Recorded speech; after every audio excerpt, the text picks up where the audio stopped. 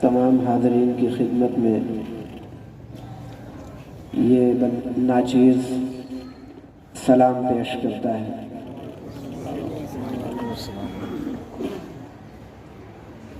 الحمد للہ رب العالمین والعاقبۃ للمتقین والصلاة والسلام على سید الانبیاء والمرسلین سیدنا ونبینا ومولانا محمد وعلى آلہ واصحابہ اجمعین وعلى من تبعهم بإحسان إلى يوم الدين، أما بعد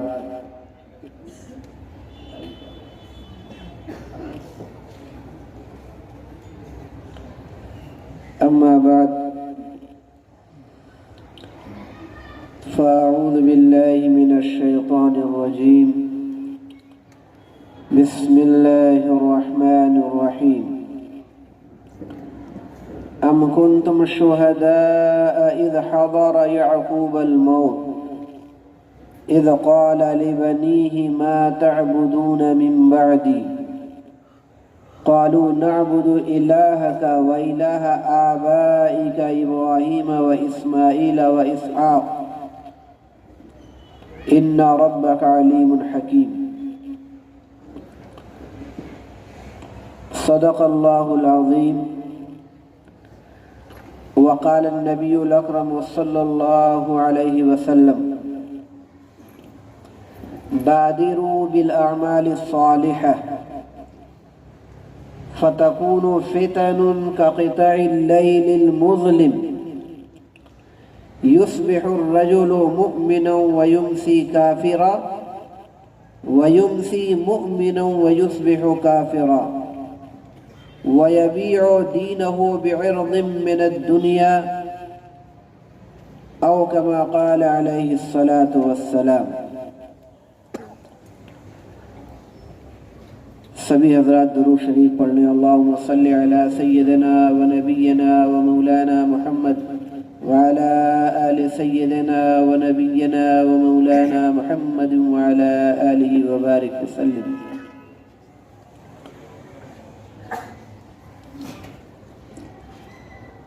میرے لیے بڑی سعادت مندی کی بات ہے اور خوشی کا بھی موقع ہے کہ سرزمین پونا کے اندر قائم یہ مدرسہ دارالعلوم نظامیہ صوفیہ جامعہ نظامیہ صوفیہ، یہ جس کے بانی ہیں حضرت مخدوم گرامی جناب مولانا نظام الدین صاحب دامت برکاتہم العالیہ، جن سے ابھی 1-2 مہینہ قبل تعارف اور شناسائی ایسی ہوئی کہ بالکل بے تکلفانہ تعلقات بھی ہو گئے ماشاءاللہ، اور انہی کا خلوص ہے، انہی کی محبت ہے کہ آپ حضرات کے روبرو ہونے کا یہ موقع ملا ہے۔ اللہ پاک انہیں جزائے خیر عطا فرمائے، میرے آنے کو قبول فرمائے، اور دین کی نسبت سے جو کچھ بھی کہی سنی جائیں باتیں اللہ پاک سب کو قبول فرمائے، سب پر عمل کرنے کی توفیق عطا فرمائے۔ بڑی خوشی کی بات ہے کہ بہت ہی کم عرصے میں اس جامعہ نظامیہ نے بڑی ہی علمی خدمات انجام دی ہیں۔ ابھی یہاں جو پروگرام دستار بندی کا ہے اس میں علماء کرام کی بھی دستار بندی ہے، حفاظ اعظام کی بھی دستار بندی ہے، مفتیان کرام کے لیے بھی یہاں کورس چل رہا ہے۔ بڑی بڑی خدمات اللہ پاک اس ادارے کے ذریعے سے لے رہے ہیں۔ اللہ پاک سب کو قبول فرمائے اور نظر بد سے اس ادارے کو بچائے۔ محترم بھائیوں، بزرگوں، پروگرام چونکہ لمبا ہے، وقت بھی کم ہے، اس لیے مختصراً 2-3 باتیں عرض کرنے کے بعد آپ کے درمیان سے رخصت ہونا چاہتا ہوں۔ میں نے ابھی خطبے کے اندر ایک آیت پڑھی ہے اور ایک حدیث پڑھی ہے۔ اس وقت اللہ رب العالمین نے ہم تمام لوگوں کے اوپر جو انعامات و اکرامات فرمائے ہیں، ان میں سب سے بڑی عظیم الشان نعمت وہ ایمان کی دولت ہے، اور یہ ایسی دولت ہے کہ دنیا کی کوئی بھی دولت، بڑی سے بڑی چیز بھی اس کا مقابلہ نہیں کر سکتی۔ اللہ تعالیٰ کا احسان ہے کہ اس نے ہم تمام لوگوں کو ایمان کی دولت سے سرفراز فرمایا۔ لیکن اس عظیم الشان دولت جب اللہ نے ہمیں عطا فرمائی تو ہماری ذمہ داریاں کیا ہوتی ہیں؟ ظاہر ہے کہ ہماری ذمہ داریاں ہیں کہ اس عظیم الشان دولت اور نعمت کی حفاظت کی جائے۔ آپ کو پتہ ہے کہ دنیا کے اندر جو چیز جتنی قیمتی ہوتی ہے اتنی ہی زیادہ اس کی حفاظت کی جاتی ہے۔ وہ قیمتی چیز کی حیثیت کے اعتبار سے اس کی حفاظت کے انتظامات ہوتے ہیں۔ ایمان جو اللہ نے ہمیں عطا فرمایا، اس کی حفاظت اور بقا و تحفظ و سالمیت کے لیے بھی ہم تمام لوگوں کو پابند بنایا گیا ہے کہ اس کی ہر وقت فکر کرتے رہیں، کہیں ایسا نہ ہو کہ یہ نعمت سلب کر لی جائے۔ اس کے لیے مستقل جد و جہد اور محنتوں کی ضرورت اس طرح کرنی پڑتی ہے جس طریقے سے ہم ایک باغ کی کیا کرتے ہیں۔ ایک حسین و جمیل باغ ہے، مختلف قسم کے اس میں پھول پھلواریاں اور بہت ہی خوبصورت باغ۔ اس باغ کے حسن و جمال اور خوبصورتی کو قائم رکھنے کے لیے ہر آدمی اس کی محنت کرتا ہے، اس کے پیچھے وقت لگاتا ہے، اس کی آبیاری کرتا ہے، اس کی جو پودے ہیں اور جو پھول پتیاں ساری چیزوں کی ہر وقت نگہداشت اور نگرانی کرتا ہے۔ وہی آدمی اگر 2 مہینہ مسلسل اس باغ کے اندر نہ جائے تو وہ باغ نہیں رہتا، کوڑا کرکٹ کا انبار ہو جاتا ہے۔ وہی حال ہمارے ایمان کا بھی۔ اگر ہم اپنی ایمان کی آبیاری کرتے رہیں گے، نگرانی کرتے رہیں گے، ذمہ داریوں کو انجام دیتے رہیں گے تو ہمارا ایمان تازہ رہے گا، مضبوط رہے گا اور انشاءاللہ موت تک باقی بھی رہے گا۔ اس کے لیے بہت سارے کام کرنے کے ہیں۔ آدمی کی عملی زندگی ویسی ہونی چاہیے، اور عملی زندگی کے اندر جو کام بہت سارے کرنے کے ہیں، جو بہت سارے نہ کرنے کے ہیں، ان سب چیزوں کو ذہن میں رکھ کر اپنی زندگی گزاری جائے گی، انشاءاللہ یہ نعمت باقی رہے گی۔ اور اس کے ساتھ ساتھ آدمی دعاؤں کا بھی اہتمام کرے۔ ایمان کی بقا اور سلامتی کے لیے ایک بہت جامع دعا قرآن کریم کے اندر موجود ہے، ربنا لا تزغ قلوبنا بعد اذ ہدیتنا وہب لنا من لدنک رحمہ انک انت الوہاب۔ اگر آدمی اس دعا کے پڑھنے کا معمول بنائے رکھے تو انشاءاللہ موت تک اس کا ایمان باقی رہے گا۔ تو ایمان اس کی ہر وقت باقی رکھنے کی فکر اپنے اندر بھی اور اہل و عیال کے لیے بھی ایسے ہی فکر مند ہونے کی آج کی ڈیٹ میں ضرورت ہے جس طریقے سے جلیل القدر پیغمبر حضرت سیدنا یعقوب علیہ السلام نے فکر کی تھی، کتنے طویل زمانے پہلے کی بات ہے۔ آخر وہ کون سی چیز تھی کہ انہوں نے اپنے تمام بیٹوں کو یکجا کیا، جمع کیا؟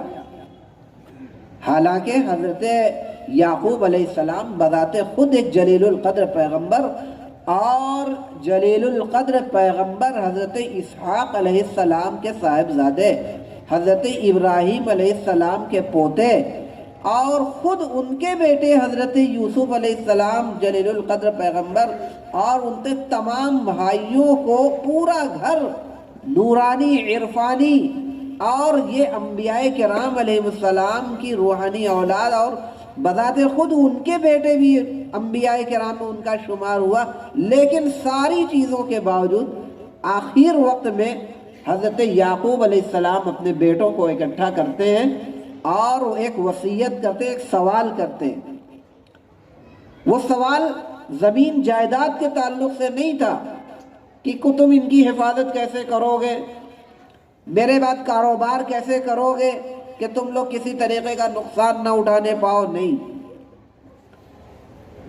بس صرف ایک سوال ہے، ما تعبدون من بعدی، کس کی عبادت کرو گے میرے بعد؟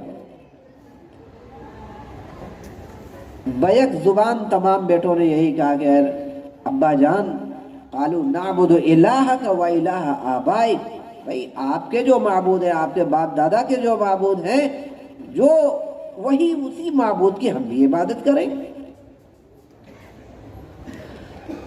یہ آیت ملک کے جو موجودہ حالات ہیں اس وقت پیغام دیتی ہے امت مسلمہ کے ہر فرد کو کہ ہر باپ، ہر دادا اور امت محمدیہ کا ہر فرد اس سنت یعقوبی کو قائم کرے، اور یہ سوال اپنی اولاد سے، اپنے گھر کے لوگوں سے، ماتحتوں سے پوچھے کہ بھائی تم کیا کرو گے، کس کی عبادت کرو گے، کس کو اپنا معبود مانو گے؟ آج جن حالات سے ہم اور آپ گزر رہے ہیں، ارتداد کی ایک آندھی چل رہی ہے، اور فتنوں کا ایسا دور چل رہا ہے کہ کچھ بھی نہیں کہا جا سکتا کہ کب کیا ہو جائے۔ میں نے ایک حدیث جو پڑھی، اس میں نبی پاک سرور کونین تاجدار دو عالم حضرت محمد رسول اللہ صلی اللہ تعالیٰ علیہ وسلم نے ایک پیشن گوئی فرمائی،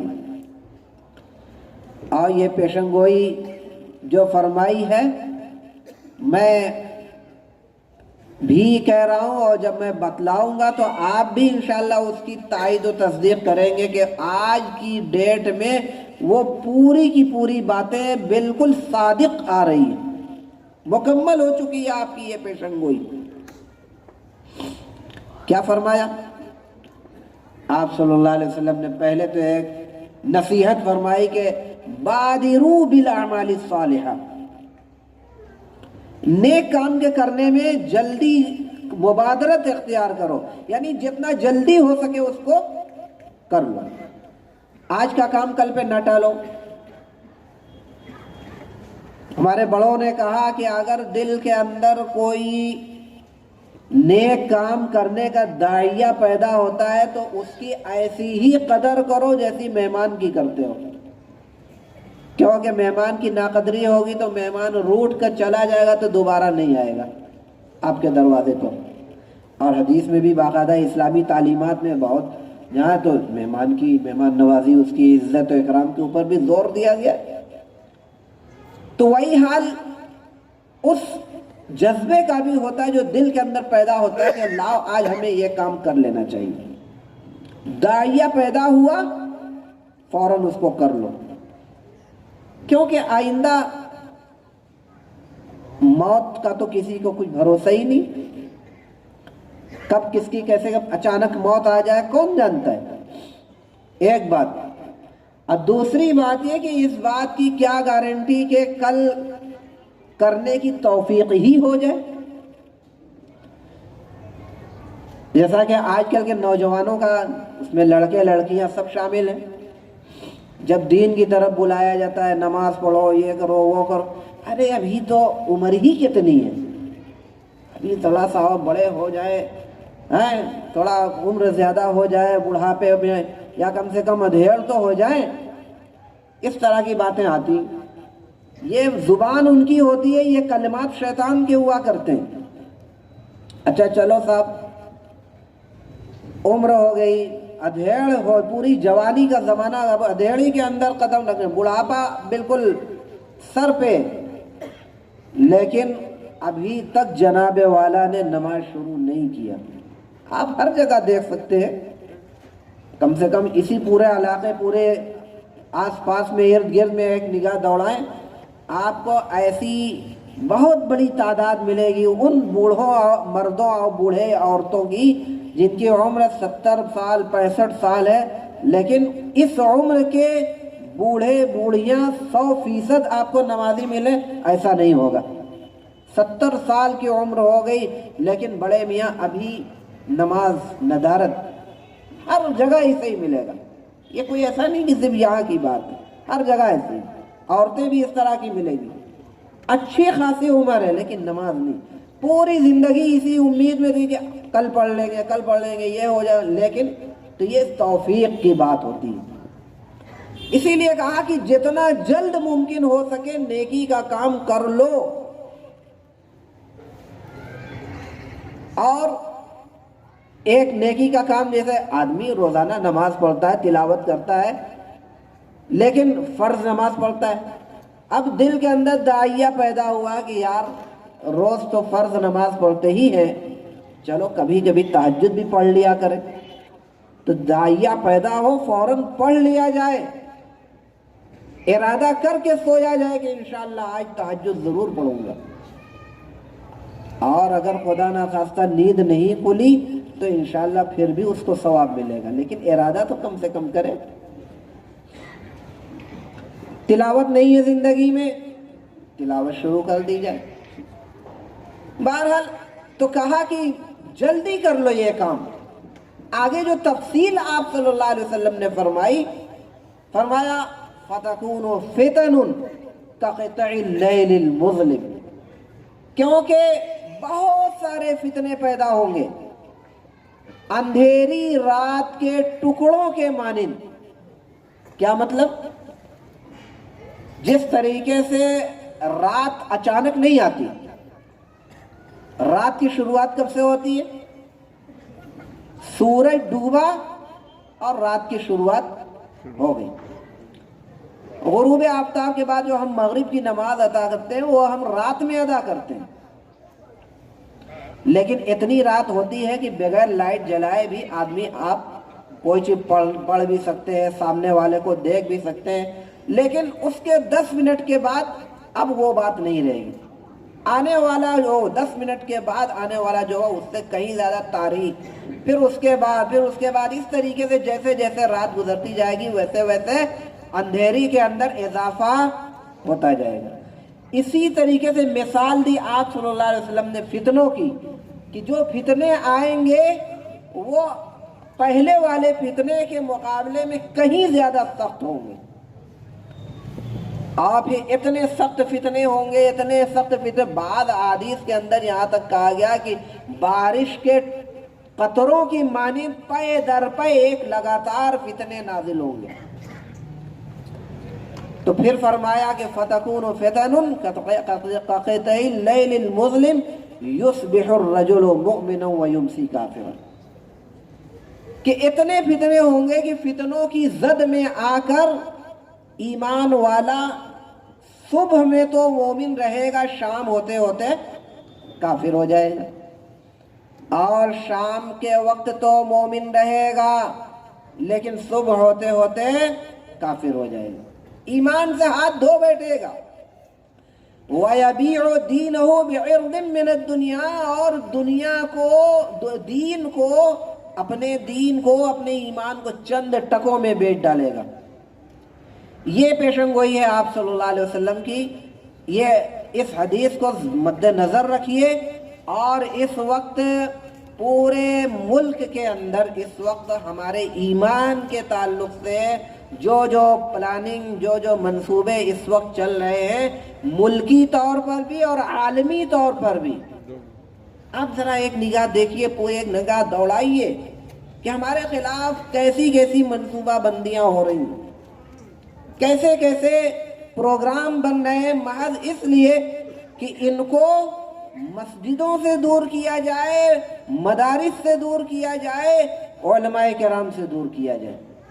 اور جب مدارس سے دور ہوں گے، مساجد سے دور ہوں گے، علماء کرام سے اور نیک لوگوں سے دور ہوں گے، تو خود بخود یہ دین سے دور ہوتے ہوتے ہوتے ایک وقت ایسا آئے گا کہ یہ اپنے دین سے ہاتھ دھو بیٹھیں گے۔ اور ہو رہا ہے، یہ آج کی ڈیٹ میں بھی یہ ہو رہا ہے، اور اس زمانے سے ہو رہا ہے، لیکن برابر اس کے اندر اضافہ ہو رہا ہے۔ اور نشانہ کون لوگ بن رہے ہیں؟ غریب اور جاہل مسلمان۔ مالدار لوگوں کو نشانہ نہیں بنا رہے، ان کی بستیوں میں جا کر، ان کے گاؤں میں جا کر، ان کو تعلیم دلا کر، اپنی جو مشنری جو نظام ان کا ہے، مشنری نظام کے تحت عیسائیت پہ مبنی تعلیمات اور عیسائیت کی تبلیغ اس مدد کے پردے میں آرام سے ہو رہی ہے۔ اور نشانہ ہے وہ دیہات جہاں پہ ان پڑھ اور غریب مسلمان، ان کی دوا کا انتظام ہو رہا ہے، ان کی تعلیم کا انتظام ہو رہا ہے، ان کے ہاسپٹل کا انتظام، ان کے کھانے پینے کا انتظام ہو رہا ہے، اور وہ آرام سے دین خرید رہے ہیں۔ اور یبیع دینہ بعرض من الدنیا پر وہ لوگ، وہ برادران اسلام عمل کر رہے ہیں۔ کہیں یہ مشنریاں کام کر رہی ہیں، تو کہیں پہ قادیانیت کا دورہ ہے، عالمی پیمانے پر یہ کام چل رہا ہے۔ مقامی طور پر بھی ہمارے اس ملک کے اندر کچھ ایسا نظام اس وقت چلنا شروع ہوا ہے کہ اپنے اپنے طور پر بہلا کر، پھسلا کر، خاص طور سے نوجوان لڑکوں لڑکیوں کو نشانہ بنایا جا رہا ہے۔ اور کسی نہ کسی طریقے سے آج ایک نگاہ آپ دیکھیے کہ کتنی تیزی سے ہماری بہن بیٹیاں، خاص طور سے ہماری بہن بیٹیاں راہ ارتداد اختیار کر رہی ہیں۔ کیوں؟ یہ ہماری لاپرواہی اور غفلتوں کا یہ نتیجہ ہے۔ ہم نے ذمہ داریوں کا احساس نہیں کیا، اور ہم نے یہ اللہ کا جو پیغام تھا کہ یا ایھا الذین آمنوا قوا انفسکم واہلیکم نارا وقودها الناس والحجارہ، اس کو ہم نے گلے نہیں لگایا، اس پیغام کو ہم نے پڑھا نہیں، سمجھا نہیں۔ آج نتیجہ ہم بھگت رہے ہیں، اور انجام تو اس سے بھی بدتر ہونا ہے۔ اگر اب بھی ہم نہ جاگے تو انجام اس سے بھی بدتر ہونا ہے۔ اور منصوبے کی تکمیل کے لیے جہاں یہ سب کچھ ہو رہا ہے، وہیں مدارس سے لوگوں کا ناطہ توڑنے کے لیے کیسی کیسی سازشیں چل رہی ہیں۔ مدارس کو آج سے بدنام کیا جا رہا ہے۔ وہ مدارس جنہوں نے ملک کی آزادی کے اندر نمایاں کردار ادا کیے،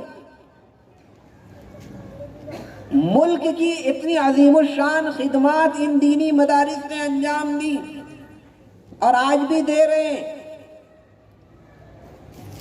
عوام کو گمراہ کرنے کے لیے اور مدارس سے ناطہ توڑنے کے لیے کہ بھئی ہے یہاں پہ دہشت گردی کے اڈے ہیں اور یہ ہے وہ ہے، نہ جانے طرح طرح کی بیہودہ الزامات عائد کیے جا رہے ہیں۔ اور پھر علماء کرام کو بھی نشانہ بنایا گیا، مختلف تہمتوں کے ساتھ ان کی گرفتاریوں کا، ان کے جیلوں میں بند کرنے کا، ان کے ساتھ قانونی کارروائیوں کا سلسلہ آج ادھر تقریباً 30-40 سال سے، بلکہ ادھر 20 سال سے تو آپ بہت تیزی سے آپ دیکھ رہے، کوئی چیز آپ سے پوشیدہ نہیں۔ مقصد کیا ہے کہ ایسی فضا بنا دو کہ یہ عوام کا رشتہ علماء سے ایک دم ٹوٹ جائے۔ یہ سب سازشیں چل رہی، اور ایسے بھی حالات اس وقت ہمارے سامنے ہیں کہ ان کی خدمات سے متاثر ہو کر، ان کے منصوبوں سے متاثر ہو کر اور ان کی باتوں میں آ کر اپنے ایمان کا سودا بھی ہوا۔ صبح میں مومن تھے، رات ہوتے ہوتے وہ ان کے والے ہو گئے، رات میں مومن تھے، صبح ہوتے ہوتے ان کے ہم نوا ہو گئے۔ کتنا وقت لگتا ہے ان کا ہم نوا بننے میں؟ بنانے میں دیر لگتی ہے، بگڑنے میں تو 1 منٹ بھی نہیں لگتا۔ اور یہ حالات اس وقت ہیں، آپ ذرا کم سے کم ملکی پیمانے پر یا صوبائی ہی پیمانے پر ایک نگاہ دوڑائیے، ذرا اس تعلق سے گہرائی اور سنجیدگی کے ساتھ سوچیے، دیکھیے کہ کہاں کیا کیا چل رہا ہے، اور نبی پاک صلی اللہ علیہ وسلم کی یہ پیشن گوئی اس وقت پوری ہوتی ہوئی نظر آ رہی ہے یا نہیں آ رہی ہے، آپ خود اس کا فیصلہ کریں۔ ان حالات میں ہماری ذمہ داری کیا بنتی ہے کہ کیا خاموش تماشائی بنے رہے؟ بحیثیت ایک مسلمان ہونے کے، بحیثیت ایک برادران اسلام ہونے کے، ہم پر کیا فریضہ عائد ہوتا ہے؟ ہمارے اوپر بہت ساری ذمہ داریاں عائد ہوتی ہیں، ان میں کچھ ایسی ہیں کہ ہم کر سکتے ہیں، اور کچھ ایسی بھی ہیں کہ ہم اس وقت نہیں کر سکتے، لیکن خدا را جو کر سکتے ہیں کم سے کم وہ تو کریں۔ جو چیزیں ہمارے اختیار میں ہیں کم سے کم وہ تو ہم اپناویں۔ کرنے کی جو چیزیں ہیں، جو ہمارا اختیار ہمارے اوپر ہے، جن جو ہم کر سکتے ہیں، ان میں سے پہلی بات تو یہ ہے کہ پہلے ہم اپنے ایمان کو مضبوط کرنے کے لیے محنت کریں، جد و جہد اور کوشش کریں، اپنے اہل و عیال، گھر بار، سارے کے سارے لوگوں کے تعلق سے ہم محنتیں شروع کر دیں، اور اس کے ساتھ ساتھ یہ جو دینی مدارس ہیں، ان دینی مدارس کو آپ ہلکے میں نہ لیں۔ انہی دینی مدارس کی برکت ہے کہ آج دین ہمارے اندر موجود ہے، ورنہ آپ ایک سوال میں عموماً کرتا رہتا ہوں کہ بھائی ہندوستان کے اندر جب انگریزی حکومت آئی تو انگریزوں سے ہم کو کیا تکلیف تھی؟ کتنی ساری چیزیں انگریزوں نے بنوا ڈالی، کتنے سارے پل بنوا ڈالے، کتنے اسکول بنوا ڈالے، کتنے ہاسپٹل بنوائے، کتنی بڑی بڑی خدمات ان انگریزوں نے انجام دی، اتنے بڑے بڑے کام انجام دیے، پھر بھی مسلمان ان انگریزوں اور یہاں کے لوگ انگریزوں کے خلاف جنگیں لڑ رہے تھے۔ آخر وجہ کیا ہے؟ کیا نقصان تھا؟ آخر حضرت شاہ محدث عبدالعزیز محدث دہلوی رحمۃ اللہ علیہ کو ان کے خلاف جہاد کا فتویٰ کیوں دینا پڑا؟ کون سی ایسی چیز تھی کہ ان علماء کرام نے سر سے کفن باندھ لیا اور دہلی جانے کے راستے میں جتنے پیڑ ہوا کرتے تھے، ہر پیڑ پر علماء کرام کی لاشیں، پھانسی کا پھندا ان کو دیا گیا، اور یہ سب کچھ صورت ہے۔ آخر وجہ کیا تھی؟ اتنے علماء کرام نے اتنی قربانیاں کیوں پیش کی؟ وجہ کیا تھی؟ تو میرے دوستوں بزرگوں، معاملہ ایمان کا تھا۔ جو کچھ کیا سو کیا انگریزوں نے، لیکن ہمارے دین کے اوپر ان کا حملہ اور ہمارے دین کے اعتبار، ہمارے دینی تشخص کو بالکل پامال، اگر یہ علماء کرام اتنی محنتیں نہ کرتے اور مدارس کا جال نہ پھیلاتے تو آج ممکن نہیں تھا کہ آج اتنی بڑی تعداد میں ہم اس ملک کے اندر رہتے۔ کب کا ہم راہ ارتداد کر کے کفر و شرک کی لعنتوں میں مبتلا ہو گئے ہوتے. یہ انہی علماء کرام کی خدمات کا نتیجہ ہے کہ انہوں نے بے شمار دینی مدارس کا جال پورے ملک کے اندر پھیلایا اور آج تک الحمدللہ یہ سلسلہ جاری ہے. یہ دارالعلوم دیوبند ہو، مظاہر ہو، اور یہ سب شاہی مراد آباد، یہ سارے جو ہیں ادارے، یہ جہاں تعلیم گاہ ہیں اس کے ساتھ ساتھ ایک بہت بڑی تحریک تھے کہ کس طریقے سے ہمارا ایمان باقی رہ جائے، راہ ارتداد سے کیسے روکا جائے. یہ بہت بڑا مشن تھا اور الحمدللہ ثم الحمدللہ کامیابی ہوئی. اور آج بھی ان علاقوں کے اندر جا کر دیکھ لیجئے جہاں مدرسے نہیں ہیں، وہاں پہ کوئی ایک آدمی بھی صحیح طریقے سے نماز پڑھنے والا نہیں ہے. وضو کرنے کا سلیقہ نہیں معلوم، غسل کے فرائض نہیں معلوم، مرنے کے بعد جنازہ کیسے پڑھنا ہے، پڑھانا ہے، کیا کرنا ہے، کچھ بھی عطا پتہ نہیں.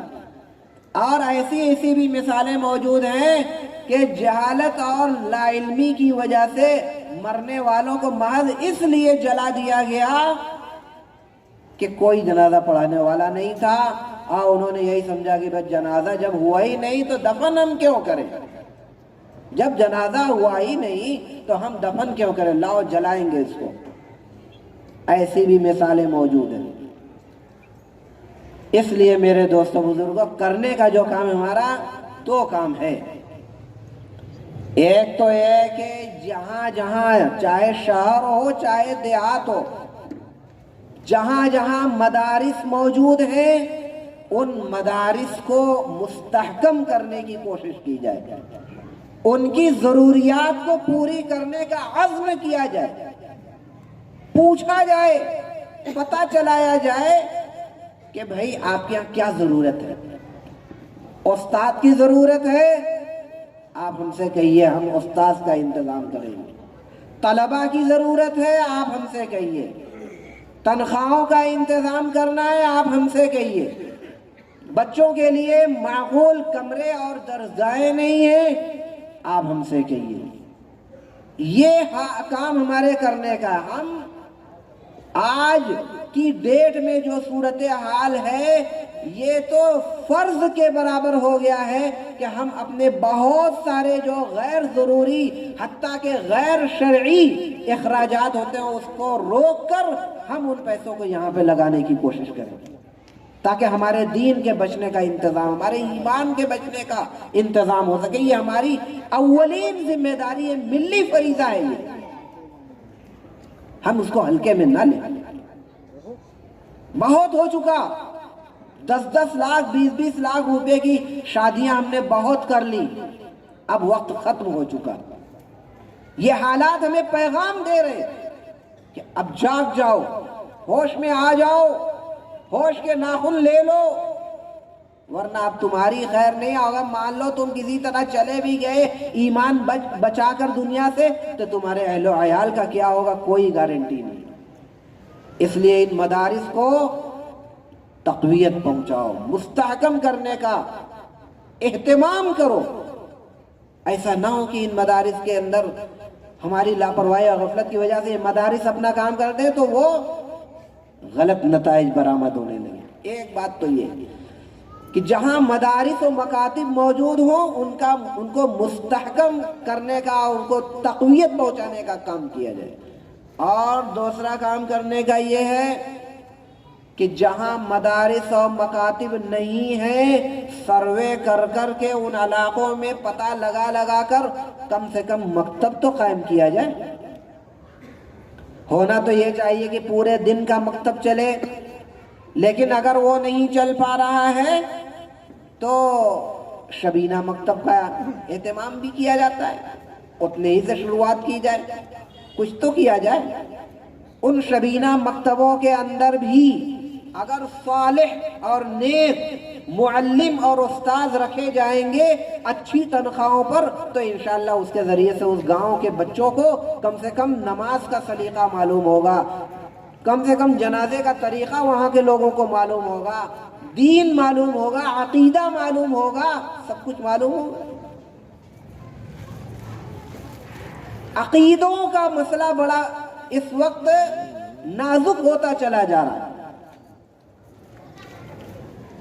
ایسے ایسے طریقے سے ہمارے عقیدے خراب کیے جا رہے ہیں۔ انہی فتنوں میں ایک فتنہ قادیانیت ہے، یہ تو ایک زمانے سے چل ہی رہا تھا۔ فتنہ شکیلیت کے نام سے بھی ایک نیا فتنہ ابھرا ہوا ہے، آج تک آپ لوگوں نے شاید سنا ہو۔ شکیلیت اور نہ جانے کیسے کیسے فتنے آئے دن سامنے آتے رہتے ہیں۔ نبی پاک صلی اللہ تعالی علیہ وسلم کے تعلق سے جہاں ان کے اوپر ایمان لانا ضروری ہے ایک نبی ہونے کی حیثیت سے، اس کے ساتھ ساتھ نبی آخر الزماں ہونے کی حیثیت سے بھی ان کے اوپر ایمان لانا ہے۔ اگر کوئی آدمی نبی ہونے کی حیثیت سے تو ایمان رکھتا ہے، لیکن یہ بھی ایمان رکھتا ہے، عقیدہ اس کا ہے کہ بعد میں کوئی اور نبوت کا دعویٰ کر لے تو ہم اسے بھی تسلیم کر لیں گے، اسے بھی مان لیں گے، تو وہ آدمی مومن نہیں، مسلمان نہیں۔ لیکن آج ایسے بہت سارے لوگ ہیں جو جن کی مدد کی گئی، جن کو پیسے کے بنیاد پر خریدا